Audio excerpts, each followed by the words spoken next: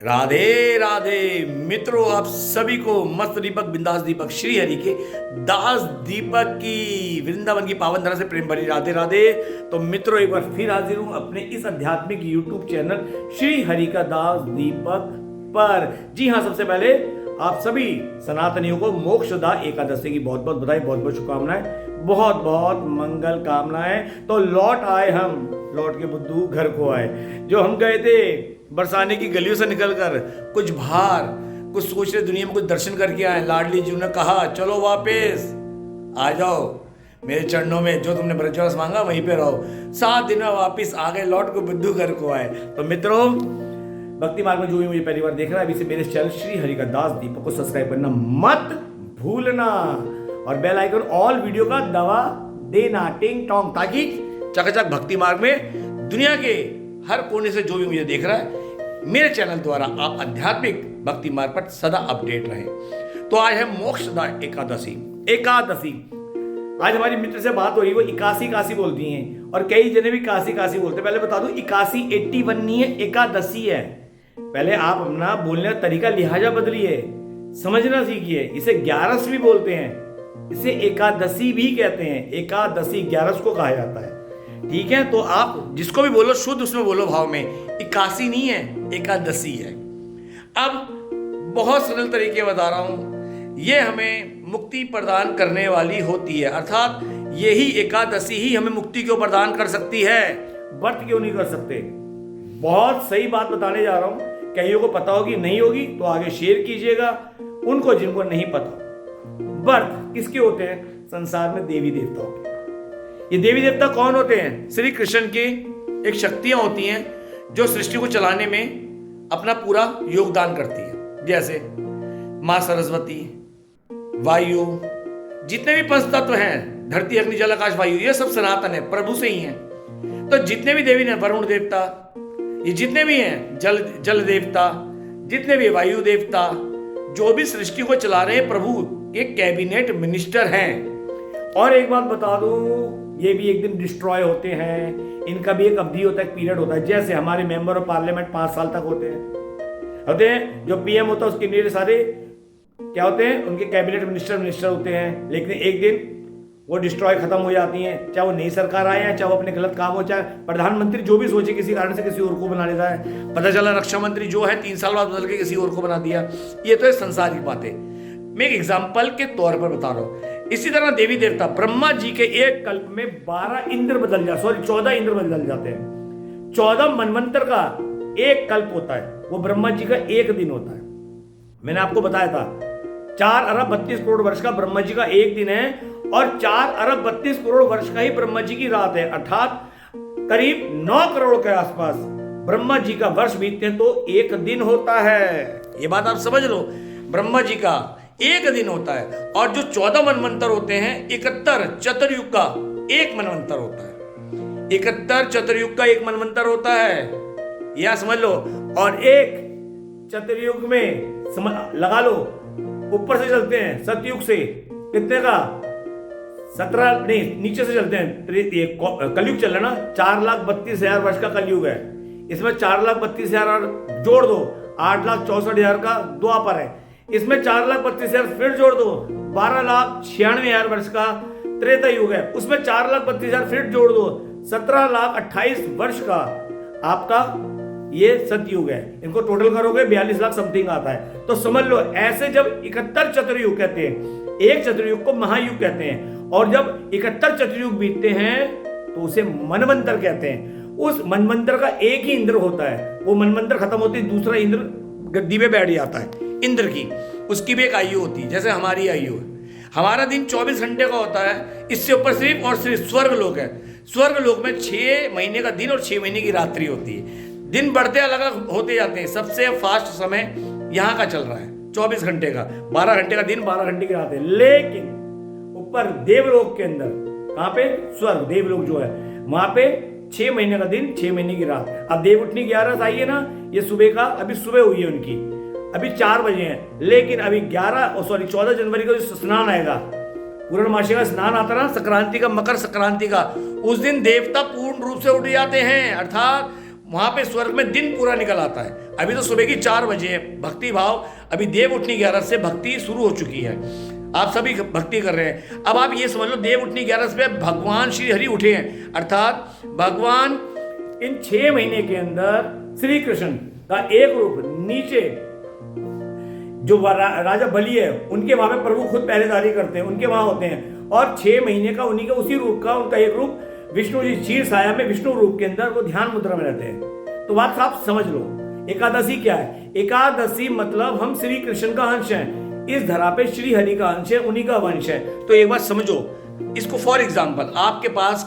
Hyundai की car है तो आप उसकी सर्विस मारुति में नहीं कराओगे, आपके पास मारुति की कार है तो आप उसकी सर्विस फिएट कंपनी में नहीं कराओगे, आपके पास फिएट की कार है तो आप मर्सिडीज में नहीं जाओगे। अर्थात जिस कंपनी का प्रोडक्ट होगा उसी कंपनी में अगर मैकेनिकल कोई प्रॉब्लम है सर्विस आप वहीं कराओगे। सैमसंग का फोन आप वीवो में सही नहीं कराओगे, वीवो का फोन ओप्पो में नहीं कराओगे, ओप्पो का नोकिया में नहीं कराओगे, नोकिया का मोटरोला में नहीं कराओगे। हर कंपनी की अपने सॉफ्टवेयर होते हैं, इसी तरह जिस कंपनी का सॉफ्टवेयर होता है फोन उसी में जाके अपडेट होता है, अपग्रेड होता है, ठीक होता है। उसी तरह इस धरा पे शास्त्रों में लिखा है, भगवान श्री कृष्ण ने खुद बोला है ये संसार मेरा ही अंश है, मुझसे ही प्रकट है।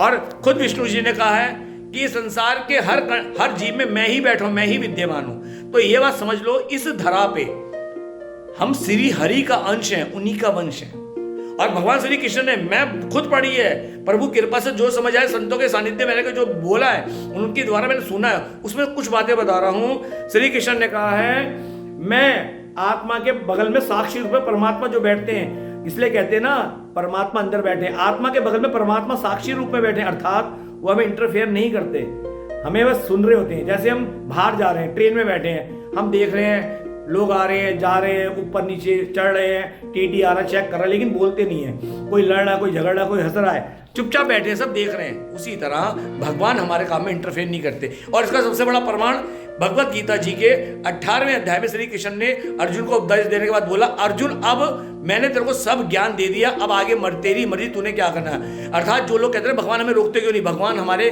कर्म में इंटरफेयर नहीं करते, बस हम जो करते हैं उसका फल हमें भुगतना पड़ता है। ये बात मैंने आपको बता दी। अब व्रत और उपवास क्या है। व्रत हमें संसार का सुख साधन दे सकते हैं। जितने भी देवी देवता है, चाहे वो भैरव देवता हो, चाहे वो बजरंग बली हैं, चाहे वो जितने भी हैं देवी शक्ति हैं, देवी नौ देवी दुर्गा शक्ति हैं, ठीक है, जितनी भी देवीय शक्ति हैं, ये जितने भी देवता हैं, गंधर्व, आप जिन जिन के होते हैं, जो जो आपको पद प्रतिष्ठा चाहिए, आप किसी उच्च श्रेणी के कहते हैं पंडित के, ब्राह्मण के पास जाओगे बता देंगे किसकी उपासना करने से कौन सी देवी है, कौन सा देवता प्रसन्न होता है। तो वो मंत्र द्वारा, उनके मंत्र होते हैं, देवताओं के मंत्र वो सिद्ध होते ही वो आप पे प्रसन्न होते हैं। आप जो चाहते हो वो उन्हें आपको देना पड़ता है, वो देंगे, क्योंकि आपने उनको मंत्र द्वारा सिद्ध कर लिया। अगर आप उन्हें मना कर दोगे नहीं चाहिए तो ऐसा नहीं हो सकता, पद से गिर जाएगा, उन्हें देना ही पड़ेगा।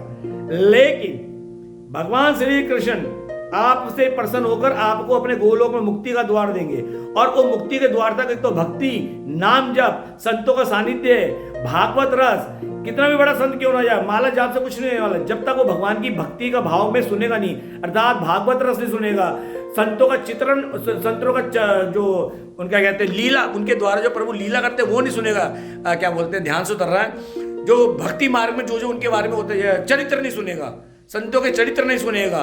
तो भाई साहब उनके द्वारा ही प्रभु, जब संतों का चरित्र सुनते हैं, संतों की बातें सुनते हैं, प्रभु किसकी सुनाते हैं, प्रभु की सुनाते हैं, प्रभु के भक्तों, तुम्हारे अंदर वो भक्ति जागती है, हमें प्रभु की ओर लेके आती है। वरना कौन कृष्ण कौन राम, ठीक है भगवान है, लेकिन क्यों है, उनका जब चरित्र संतों द्वारा का, संतों के द्वारा ही संतों का चरित्र सुनने को मिलता, पता चलता प्रभु कैसे कैसे लीला खेलते हैं, गोद में आके बैठ जाते हैं, बाल खींचते हैं। श्री कृष्ण को आप प्रीतम रूप में मानोगे तो प्रीतम रूप में मिलेंगे, भाई रूप में, बाल गोपाल रूप में, पुत्र के रूप में, जिस रूप में आप उनका सिमरन करोगे, जिस रूप में आप उनका ध्यान करोगे, उस रूप में आप प्रसन्न होंगे।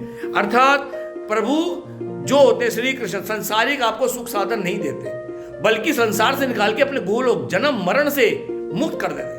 ये देवी देवता आपको मन वांछित फल देंगे। आपने जिस भी देवी देवता की उपासना करी है संसार में, ठीक है, वो आपको देंगे, ठीक है, क्योंकि मंत्र द्वारा है। फिर आपके बाद मन में क्या होगा, पद प्रतिष्ठा, मैं ये खाऊं, क्योंकि पैसा बुद्धि फेरता है, क्योंकि संसार बना के प्रभु ने माया के अधीन कर दिया, और माया हमसे सारे कुकर्म करवा रही है, तभी तो इस धरती पे मैं हूं और आप हैं। और ये कलयुग है, कलयुग जितना गंदा उतना अच्छा है। अगर आप इस युग में भक्ति करोगे तो जो 10,000 वर्ष 1,00,000 वर्ष तपस्या करके द्वापर में 1,000 वर्ष तक हवन करके पूजा करके वहां 24 घंटे में नाम जप करके उसका फल मिलता है। ये मेरी नहीं, संतों की वाणी है और ये खुद व्यास जी ने बताई है। व्यास ये भक्ति युग बताया, व्यास जी ने से भक्ति युग बताया कि बहुत सरल है, लेकिन मन इतना मलिन नीच हो चुका है कि मन भक्ति में रखता ही नहीं है और ये माया खेल खेलती है। आप सोचते हो ना, एक बात बहुत प्यारी बता रहा हूं, आप कहते हो ना फलानी जगह मेरा कब्र में मन लग रहा है, वाह वो मलेज साई में मन लग रहा है, मैं तो वहां जाऊंगा, कुछ नहीं लग रहा। भगवान ने भगवत गीता में कहा है तू जहां जाएगा मैं तेरी प्रीत लगा दूंगा। अगर तेरी प्रीत पड़ोस की और पराई औरत में है तो भगवान प्रीत लगा देते हैं, अगर तेरी प्रीत किसी के धन में तो वहां लगा देंगे, लेकिन फल तुम्हें भुगतना पड़ेगा। पराये पुरुष में वहां लगा देंगे, अर्थात आप जहां अपनी ध्यान कर लगाओगे प्रभु तुम्हारी प्रीत वहां लगा देंगे। और जो प्रभु में प्रीत लगाएगा वो प्रीत तभी लगेगी जब आप प्रभु की बातें सुनोगे, और प्रभु की बातें तभी सुन पाओगे जब प्रभु कृपा करेंगे। और जब कृपा करेंगे सबसे बड़ा फल ये होगा कि आपको संतों की बातें अच्छी लगी, संत प्रिय लगेंगे, जैसे मुझे लगते हैं। संतों की बातों में आनंद आएगा। भक्ति के लिए ना कोई संसारिक भौतिक एजुकेशन की जरूरत नहीं है। अंगूठा छाप संत वो हैं जिन्हें पढ़ना लिखना नहीं आता, लेकिन भागवत गीता पुराण 18 कंठस्थ हैं, जिनके पास माला नहीं है और वो पत्थर कंकड़ रख रख के नाम जपते हैं।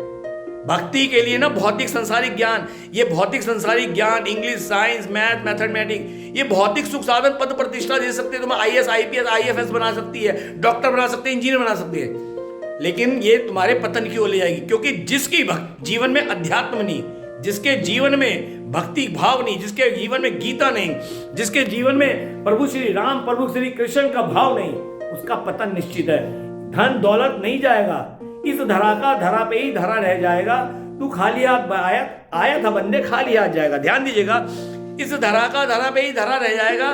तू खाली हाथ आया था बंदे, तू खाली हाथ जाएगा। किस काया और माया पे गुमान करता है, छोड़ सब तो यहीं जाएगा।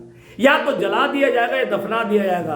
अंत में निर्णय यह है तो ये मिट्टी बना दिया जाएगा। पंचभूत में मिल जाओगे, यहां से संग तुम्हारे कर्म जाएंगे, साथ में वो हरि नाम भी जाएगा।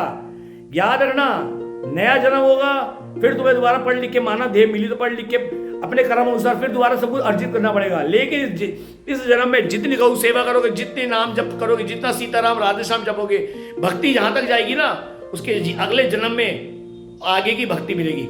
जैसे भक्त प्रहलाद, उन्हें 6 महीने में प्रभु का साक्षात्कार हो गया था, 5 साल की उम्र में हो गया था ना। भक्त ध्रुव, सॉरी माफी चाहूंगा, ध्रुव जी को मात्र 6 महीने उन्हें नारद जी ने गुरु मंत्र दिया था, मात्र 6 महीने प्रभु का साक्षात्कार हो गया था। यहाँ ध्रुव टीला मथुरा में यही हुआ था। चतुर्भुज श्री नारायण का, हमारे विष्णु, शंख चक्र गदा पदम धारी, ठीक है। तो क्यों? क्योंकि उनकी पिछले महीने की 6 महीने की भक्ति शेष बची थी। अर्थात हमारी भक्ति कभी जीरो नहीं होती, यहाँ का कमाया हो सब जीरो हो जाता है। तो इसलिए व्रत से बढ़िया उपवास रखो, किसी का व्रत मत रखो, एक बात। दूसरी बात, आप कहते हैं ना फलानी देवी देवता व्रत रखें तो नाराज होंगे, नहीं। भगवान श्री कृष्ण मूल हैं, वो वृक्ष हैं। ये सब देवी देवता जितने भी उनकी शाखाएं हैं, आप वृक्ष को पेड़ में जड़ों में पानी दोगे तो सारी शाखाओं तो पहुंचता है। उसी तरह जैसे सूरज की किरणें सब पे जाती हैं, आप सूरज भगवान को जल दे तो सूरज का किरणें आप पे भी पड़ती है, सब पे पड़ती है, ये याद रखना। तो भगवान को जब सूरज को धरती में जल दे तो वहां फल मिलता है। अर्थात आप जैसे भगवान कृष्ण को पूजोगे ना तो सारी देवी देवताओं की उपासना होगी, क्योंकि सबके मूल में श्री कृष्ण है।